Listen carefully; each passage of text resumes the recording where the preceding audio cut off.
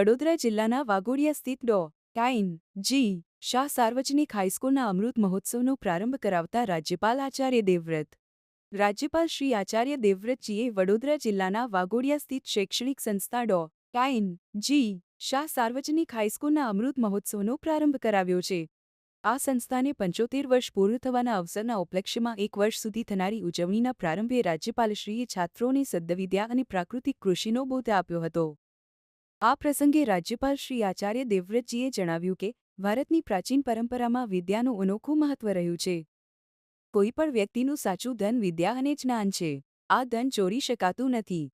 તે વાપરવાથી વધે છે. તેનો મસ્તિષ્ક પર ભાર પણ લાગતો નથી.